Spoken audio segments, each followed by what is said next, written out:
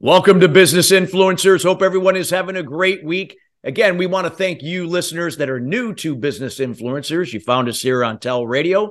Again, we highly encourage you to check out a lot of the past shows that we've had here at the TALRadio radio station at talradio.org. You could also check us out on Apple as well as Spotify and the video version on our YouTube channel at TALRadio, part of the Touch of Life Foundation. Again, if you have any questions in terms of any new content that you'd like to hear on the show, feel free to reach out to us at chris@christophersalem.com. Well, our show is being brought to you today by Achieve Biz Systems, or Biz Explosion Conferences, and they are putting on their next event on June 9th through the 10th in Denver, Colorado. This is a great opportunity at these events to meet new entrepreneurs, particularly maybe new business partners, and where you could leave generating business as a result of it. I've been there personally, and I know they do a fantastic job of aligning people of shared values and like interests to move your businesses forward. Feel free to check them out at achievebizconferences.com. That's AchieveBiz, B-I-Z, conferences.com. Well, we're going to have a great show for you today. We're going to be talking about great impact as an influencer. And we are here with Richard Lowe Jr. Richard is a ghostwriter and writes about cybersecurity, leadership, AI, ML, AR, VR, the metaverse, leadership again, and how to use LinkedIn to promote yourself. And without further ado, we welcome Richard Lowe Jr. to the show. Richard, how are you doing today? I'm doing fantastic. Thank you, Chris. That's quite a mouthful, isn't it? Yes. And I know you got a lot of experience in this particular area, but let's talk about, impact. There are so many people out there that, we all have a message. We all have experience. We've all had our trials and tribulations. We've all had a different perspective in how we look at the world, business, whatever that may be. And everybody's got that opportunity to create impact, offer value. Can you talk a little bit about that? And then why, doing that can create a level of influence, and why a book can really play a major role in that? Well, to get anywhere in this world, you need to have influence. And, just ask any multimillionaire about that. Yep. I mean, unless they inherited it or something, they have influence, and they have people back them up, and they have people who help them. And that's what's called influence. You can do that on social media. You can do it in real life. You can do it all over the place. Books are especially powerful for creating impact because people respect books. People like them. People, especially when they're like in their hands, they can open them up. It has your if you write a book, say you're an expert on something, it will tell why you're an expert, the story behind how you got there, your trials and tribulations. People definitely like seeing that you went through fire to get to where you are. Your failures, your successes, how your failures helped you become successful, your advice to people, all the things like that, your experience, and so forth, help people understand you. And by doing that, even if they only read a few pages of your book, they come away thinking, okay, you're the expert. You're the person that I want to see about whatever it is we're writing about. So if you want to portray yourself as an expert on artificial intelligence, you can write a book on artificial intelligence. In fact, I've written 5. And then you publish it, and then people see that book and they go, whoa, he's the expert. And because people who are experts tend to publish, that's just a common thought. Yeah. I mean, look at universities. If you're an expert, you publish papers, academic papers. In a hospital, if you do research and you publish that research, so you get published. It's brings you up to a new level. Of course, you have to market that book and get it out there and get people to see it, and that's all part of the game. But what I do is I help people write the book. And yeah, I was going to ask you that, because that was a question I was going to ask. Like, not all of us either are writers or maybe have the time, or we have a message, but we're not sure how to articulate it on paper. So talk about that, like how there are influencers out there. You don't have to be the next Tony Robbins or some high level CEO like Richard Branson, but ghostwriting, it plays a major role with a lot of those types of people. But it doesn't have to be for that level. It can be any level of impact as an influencer. Any level at all. In fact, a lot of influencers use it to start out. One of my clients, one of my very first ones, he contacted me to write his book because he was, let's say, upper mid-level of a Fortune 50 company. And of course, those are companies that own companies that own companies. And he wanted to be noticed by the owner, the CEO of the company on top, the holding company. And he couldn't do that. So he asked me to help him write a book to help him do that. By the time we were done, that CEO wrote him a foreword. And after he left that company, he used the book to help him get venture cap to start a company of his own, several $1 million. And he uses it also to get speeches and keynote speeches and stuff. So he's all over the place now. But it's all because he wrote a book. He never would have achieved any of that if he hadn't written the book. Wow, that's fabulous. I know, and with the book, Richard, I mean, what is the advantages? Like, not only that you have somebody that knows how to write, perhaps from your perspective, someone that can kind of adapt to your energy to, so that, it reflects in the message of the book. But why is it, also good that people can, maybe go to a ghostwriter like yourself, someone who understands that? Is that obviously free up more time so they can really focus on the bigger picture of what the book is going to play a part in that? It's not maybe the book itself, but the book is an important part to establish credibility, but to open up for them to strategize and focus on the things that they do best. Well, that way you're right. That way they can focus on how to use that book that I'm going to finish for them to pursue their goal. So they don't have to focus on the nuts and bolts of writing that book. I'm going to do that. What they're going to focus on is giving me the message. So I'm going to interview them to get their values, their message, their whatever. And then I'm going to create the book. And then they're going to use that book to market themselves, basically. Yeah. I free them up for that. So they don't have to worry about writing it. Writing a book is a pain in the patootie. Well, yeah, it's I a can lot tell of work. I know it's not easy. I mean, it's not easy sometimes for some people, certain people, to take something from here and put it on paper. And especially if you're not a good writer, or especially if, and some people, I don't know if it can't be like a learning disability, but it's just sometimes people have a hard time writing from something that's in their head. They're like, the words don't match what's in their head, and it's very difficult. But if they can talk to it, state it, and somebody like yourself, where that's a gift, you could take that and then put that into like if it were their own words. Right. In fact, when I get a client and we start with a book, the first thing we start with is we brainstorm. And we're going to spend hours and hours and hours on Zoom brainstorming what that book's about and coming up with exactly what it's about, exactly who the target audience is, exactly what we're trying to do with this book. What's the goal? Is the goal to say venture capital, or is the goal to get speeches? It might be a different book in those cases. Is the goal to show that you're, the best person at artificial intelligence? That's a different book.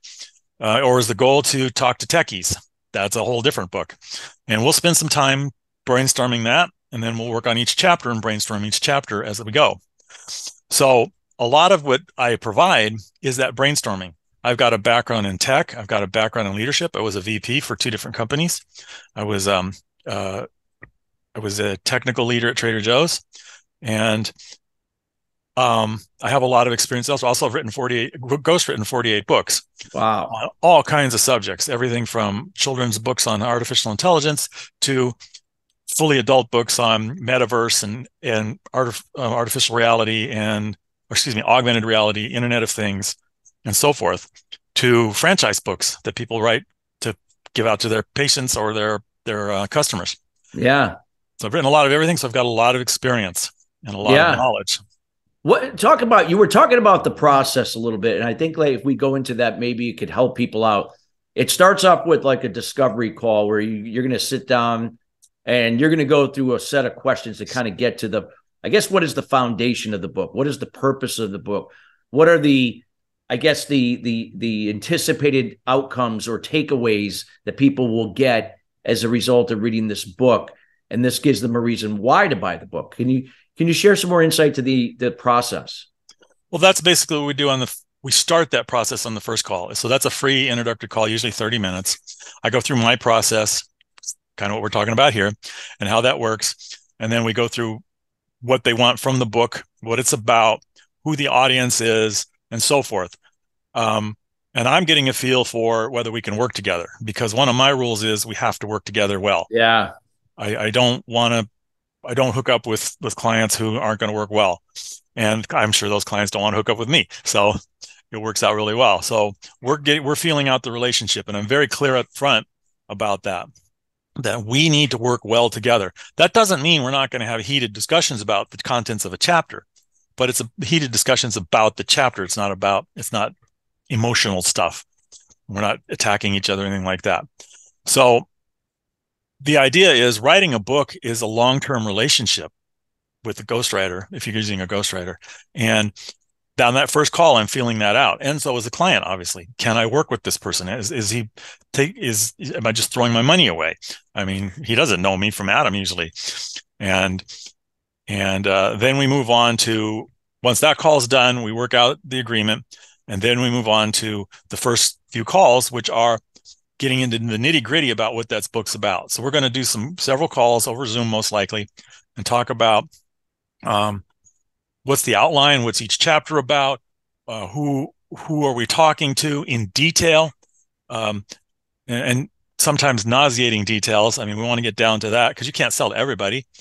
It's hard to even sell to everybody in a single market, especially with a book.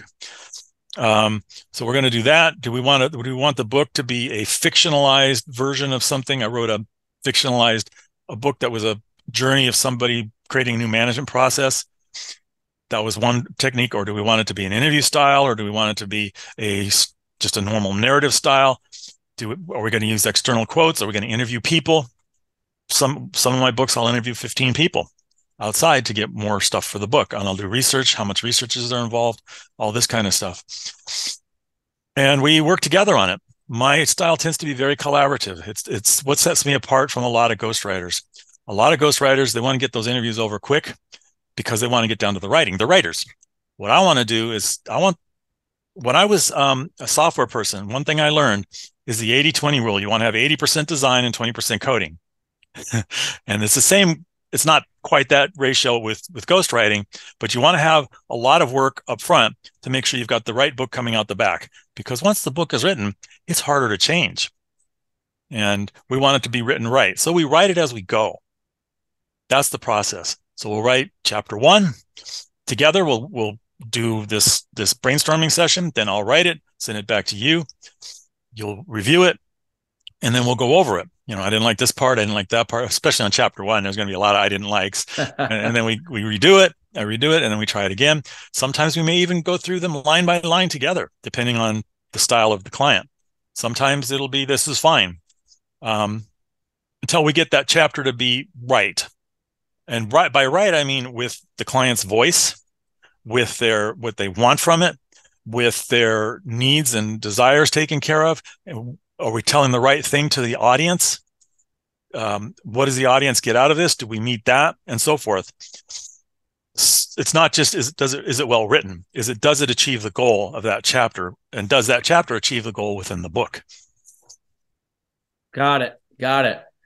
And in terms of because obviously in that process, there's going to be other things. There's the editing, there's the cover design and all that, get the book. But if you can't do any of that if you don't have a written book. Right. In fact, you brought up a part of that first conversation that always comes up is, what do I do with a book once I have it? What I do is I deliver a manuscript that is a very good first draft. And then from there, client sends it to an editor. The editor edits it. Editors are not very expensive, and they put the polish on it, and they'll clean it up. Now, this is for if they're going to self-publish, and then they get a book cover, and they get all the stuff they need for there. If they're going to traditional publish, which is going through a big-name publisher, the publisher is going to do all that. You don't have to worry about it. Yeah. I produce the first draft, you send it to the publisher, they take it from there. I've done both. I've got 4 or 5 traditional published books. The rest are self-published. Yeah. And the traditionals usually sell about 20,000 copies, and the selfs do whatever. I mean, the one book I mentioned at the beginning of the entrepreneur. I think his sold 10,000 copies, and he's donated all that to charity because he doesn't care. He achieved what he wanted to with the book. An extra royalties check isn't going to make any difference to him. So. Got it. So what would you say, like, if you're looking to create impact, in a book, when you write something, it doesn't, again, it doesn't have to be business related. It could be something just, in some industry. It could be something personal. It could be fictional, whatever. What do you find creates that impact, that oomph factor for that author? In this case, you're doing it for them, but on the behalf of them. I'm the writer, they're the author. That's the terminology. Yes. So on behalf of the author or my client, the impact is the personal part. It's the personal stories. That's why you can't tell AI just to write a book. Exactly. It's the personal stuff, your stories, your life, your experiences going through this. How did you, let's say you're doing a book on all the startup journey you've had. How did you make that startup? How did you fail? How did you get funding? What kind of people did you meet who rejected you? What kind of people did you meet who didn't reject you? Why did it happen? How did it affect your personal life? All these questions that come up when people are thinking startup, what about your kids? How did that affect them? How did you maintain a life when you're doing a startup? These are things that you get into in the book that make it interesting, especially the more challenging aspects of doing a startup. People want to know that, how did you fail? Why did you fail? How do I not fail? And if I do fail, what do I do to get back on my feet? How do I get funding? All these things come up, but it's the personal part. It's you. We have to put you in the book. Otherwise, it's just it could be a textbook at that. And if you don't put you in it, and textbooks, as you know, are boring. They can. Yes, they can be. It depends. Yeah. It depends who the audience is and who's reading it. If it's an engineer, a project manager, may not, but if it's somebody else, it might be different. So how you present it and how they're going to perceive it, engage it, is completely different. So knowing that, like you said, the audience it's very important. The audience makes a huge difference, but that's why I can write a book about almost anything, because I'm not necessarily writing a book about IoT. I'm writing a book about IoT from that client's point of view, IoT, Internet of Things. How did they learn this? How did they get into the business? What school did they have to go to? What challenges did they have to go there? I wrote a book, actually, that wasn't finished, but it's a book that's about a Harvard graduate who has since learned how to be in his field and all of his adventures along the way. Fascinating stuff. And that's what people want to know, is those adventures along the way. It's the personal stuff. Because if you want to read a book about AR or AI, you just go to the bookstore and you pick up a book about it in a tech book. That's not what we're writing normally. Got it. So it is a process, and it takes some time, and it's not one size fits all. I mean, it depends on what you're writing on, the subject, the length. Now, is that something up to the writer or the author, or a combination of both, of how long the book is going to be? Is it kind of like you discuss that, and then whatever how it comes out, it comes out? Well, we set a word count on it, so we get our arms around pricing and length of time it's going to take. Yep. Let's say we set the word count at 100,000 words, just to pull a number out of the air. 60,000 words, by the way, is about the minimum you want to do for a real book, so to speak. So let's just say 100,000 words. Then we'll take that and we'll split it up into payments, so because you don't have to pay it all at once, down payment and payments. And then that'll also say the schedule. 100,000 word book's probably going to take us a year to write, getting together each month, and we'll probably write 8 to 10,000 words a month. So that's lots of interviewing and stuff. And then at the end of that, you'll have a finished book. The word count, that's just a number. So the book actually might turn out to be 90,000 words, or it may turn out to be 120,000 words. If it's less, you don't pay as much. And if it's more, you pay a little more. Yeah. It's just a number so that we can put a target out there. Got it. And again, it's the quality and the substance. It's not necessarily always the length, but like you said, you got to, a book is going to have a certain range, like you said, and as long as you're within that range, it's going to be right in the ballpark. For adult level books, traditional publishers typically want to start at 60,000 words, and they really want between 60 and 100,000 words. So that's a good target if you want to go the traditional route.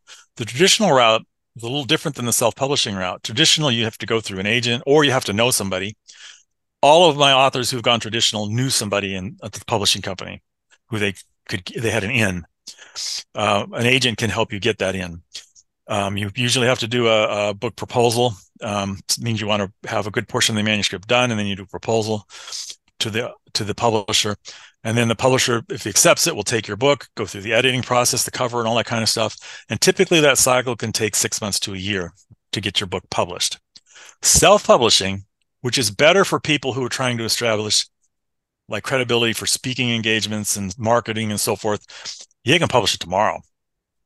And the other advantage of self-publishing is if you find, oh, I want to add a chapter, or this chapter has some grammar errors or something, you just fix it and upload a new one. Yeah. You don't have to go through the publisher, and you own it. Yeah, so, I guess that's another thing. You own the content, whereas with a publisher, depends on how it's negotiated, you may not.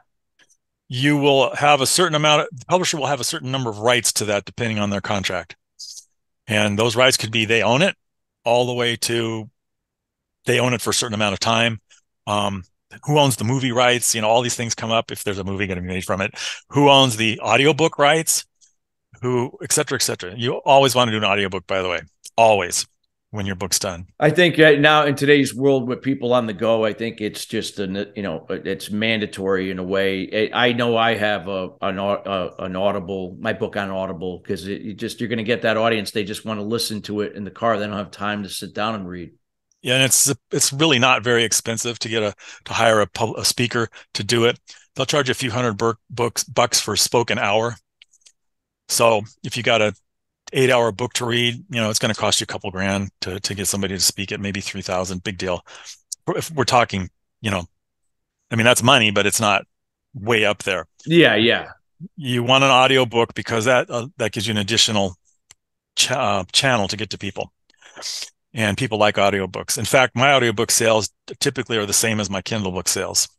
I get everything you want on Kindle, paperback, and audio, all three formats. Got it. Hardcover if you want. You can do hardcovers too. That's up to the you. hardcovers. Yeah.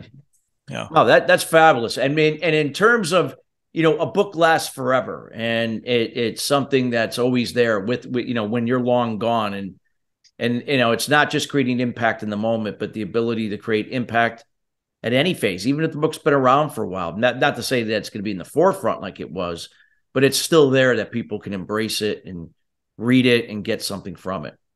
Yeah. In fact, once a book's on Amazon, a hardcover or a paperback, you can't delete it because people may sell used copies. You cannot delete it at all. Amazon won't let you. Mm-hmm. So it's out there. And you, of course, can delete the content and you can take it down so that it can't be sold, but the book will still be there. Wow. So if it's a lousy book, then it might be a trouble. Unless, you can't really do much. I know some people have written a book before and then they just repurposed it, put a different title on it, repurposed it, and it looked like a different book. And and it was like night and day. Yep. Well, when you self-publish, you can do that. And the only thing you can't change on a paperback or hardcover is the title. Yeah. And the authors. Besides that, you can change just about everything. And I frequently do because different titles make all the difference. No, that's wonderful. No, it's so true. I love what you shared there. Well, Richard, there's so many things. I know we're coming towards the end of the show, and I know that you've done some great work for people. I would like to have the audience get to know you. Those that will be listening later, perhaps that they might be looking for a writer right now for a book or a technical paper or something that you've done and you have a lot of experience in. What are the best ways that people can get in contact with you and anything you like to offer them? Well, the best way is to jump on LinkedIn and look for Richard Lowe Jr. My LinkedIn is, whatever the LinkedIn URL is with Richard Lowe Jr. at the end, or you can and just connect with me, and that's fine. You can jump on thewritingking.com. That's my website, and I have a ton of articles there. Or you can just email me at rich@thewritingking.com, and I'll get back to you. Wow. Well, we highly encourage everybody to reach out to Richard Lowe Jr. Again, if you're considering ghostwriting or know somebody looking for a quality ghostwriter, feel free to reach out to him direct. For any reason, if you have a problem locating Richard, reach out to us. We'll make sure to connect you firsthand directly with him. And again, Richard, thank you so much for taking the time to be here today with us, sharing your word of wisdom. My pleasure. Well, thank you. And thank you, listeners, for being here with Business Influencers. Again, this show would not be where it's at if it wasn't for you. We are committed to your success to take your level of influence to the next level in business, as well as your personal life. If you have any questions, again, feel free to reach out to us at chris@christophersalem.com. That's chris@christophersalem.com. Till then, everybody, have a great rest of your week, and we'll see you next week.